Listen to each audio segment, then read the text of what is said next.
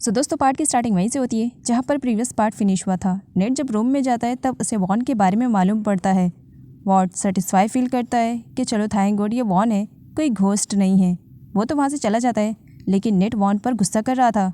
और हो भी क्यों ना, कोई भी अनजान व्यक्ति आपके रूम में विदाउट परमिशन आ जाए तो जान तो चलेगी ना, और वो भी तब जब कोई आपके दुश्मन के साइड से आया हो।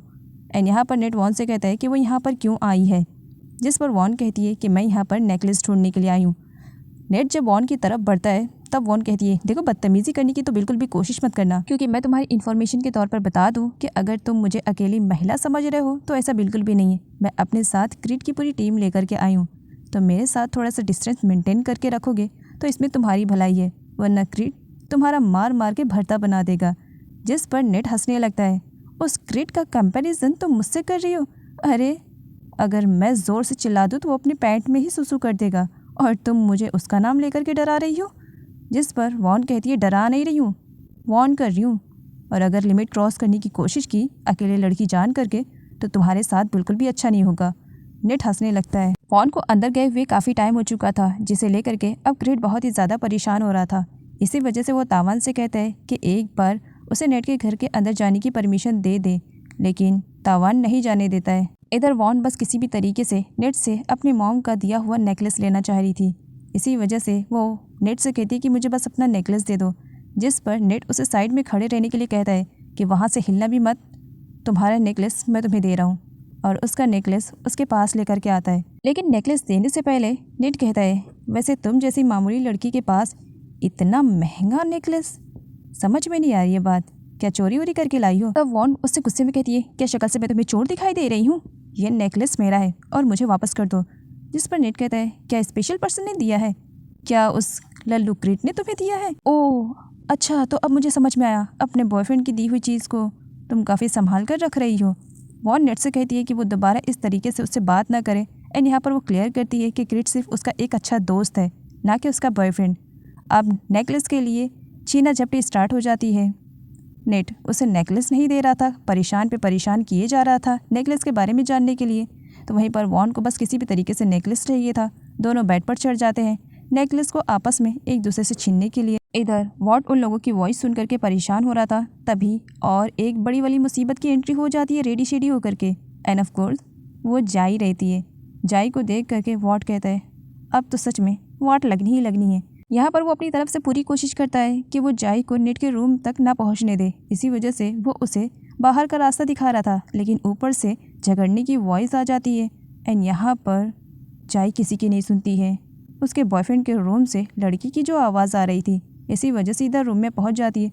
एंड यहाँ पर दोनों के बीच में फाइटिंग होते हुए ये क्यूट से मोमेंट भी हो जाते हैं, और नेट का ब्रेसलेट भी वॉन के बालों में जाकर के फंस जाता है। वॉन नेट से कहती है कि अगर 2 मिनट के अंदर में उसने अपने ब्रेसलेट को नहीं निकाला उसके बालों से तो वो क्रीड को चिल्ला करके यहाँ पर बुला लेगी। नेट को बुरा लगता है कि वो क्रीड का नाम मेरे सामने ले रही है।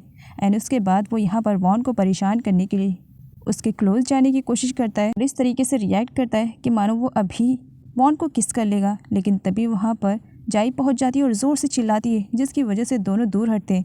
जाई तो वॉन पर अटैक कर देती है, लेकिन वॉन हट जाती है। इसी वजह से जाई बेड पर जा कर के गिर जाती है। जाई वॉन से कहती है तुम कितनी बेशरम हो, हाँ, प्रोस्टिट्यूट वाली लड़की हो ना, जो कल रात मेरे वॉन के साथ थी। उस दिन तो तुम मुझे नहीं मिली, लेकिन आज तो मैं तुम्हें छोड़ने वाली नहीं हूँ।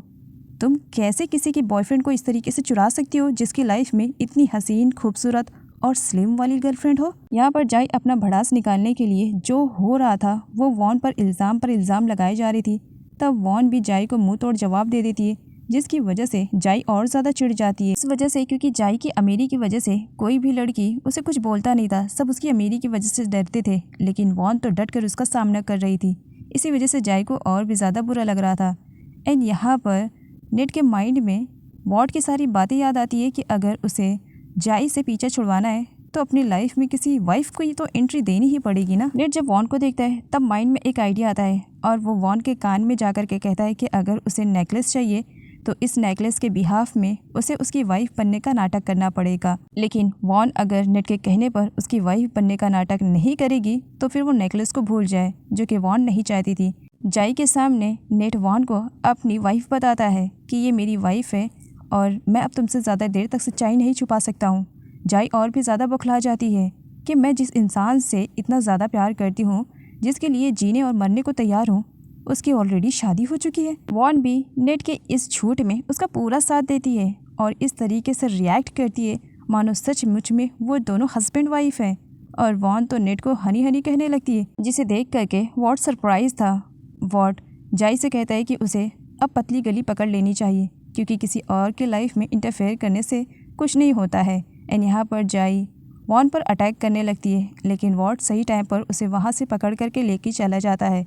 लेकिन जाई जाने से पहले ये वॉर्न करके जाती है कि वो दोबारा नेट के पास आएगी। जाई के वहाँ से जाने के बाद भी वॉन ने नेट के कंधों पर अपना हाथ रखा था, जिस पर नेट रियलाइज़ करवाता है कि अब जाई चली गई है, ज़रा वो नौटंकी ख़त्म करे।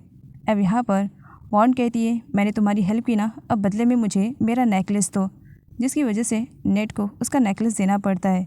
वॉन के थोड़ी देर पहले जो उसने वाइफ होने का नाटक किया था, उस नाटक को याद करके नेट के फेस पे एक स्माइल सी आ जाती है। लेकिन फिर उसके अंदर वाला डेवल बोलता है, तुम स्माइल क्यों कर रहे हो? उस लड़की की वजह से? ऐसा नहीं होना चाहिए तुम्हारे साथ। सर क्रिट का तो सब्र वाला लेवल टूट चुका था, क्योंकि वॉन अभी तक नहीं आई थी और वो परेशान हो चुका था। इसी वजह से वो तवान के साथ हाथापाई पर उतर आता है कि मुझे किसी भी तरीके से घर के अंदर जाने दो। एंड तभी वहाँ पर वॉन की एंट्री हो जाती है। क्रिट वॉन को देखता है, तब वो थोड़ा सेटिस्फाई फील करता है। वॉन बताती है कि मुझे मेरा नेकलेस मिल गया है, अब यहाँ से चलो, मेरे साथ कुछ भी गलत नहीं हुआ है। जिसकी वजह से क्रिट वॉन को वहाँ से लेकर के अपने बंदों के साथ चला जाता है।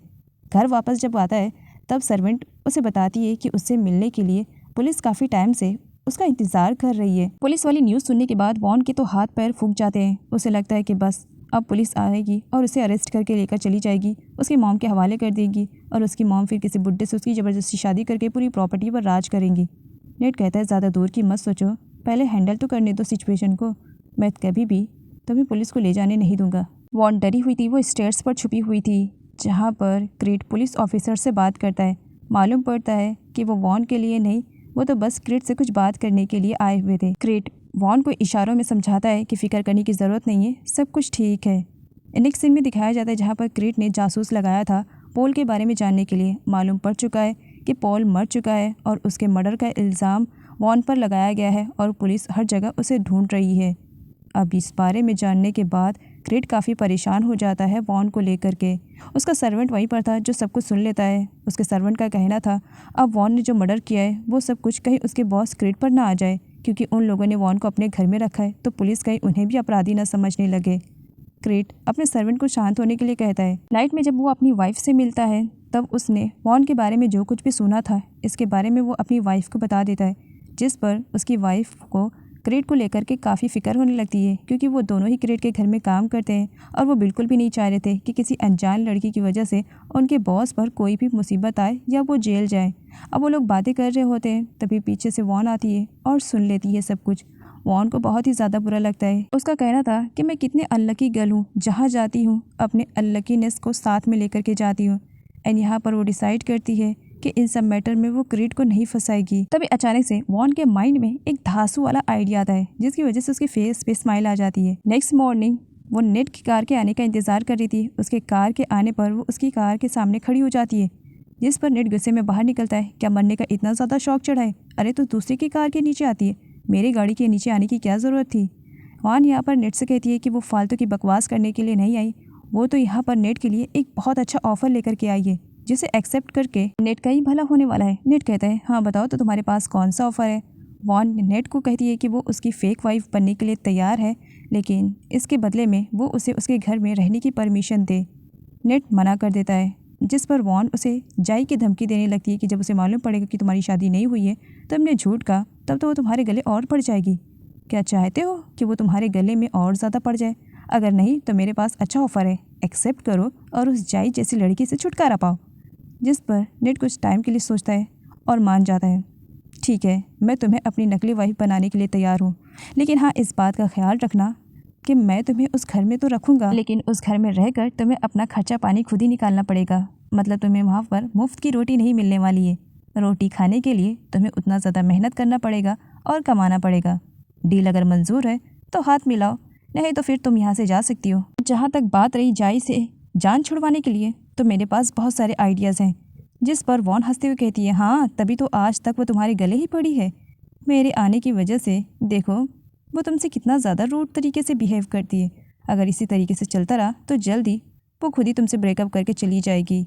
अरे डील एक्सेप्ट करो, अच्छी डील है, इसमें तुम्हें बिल्कुल भी लॉस नहीं होगा।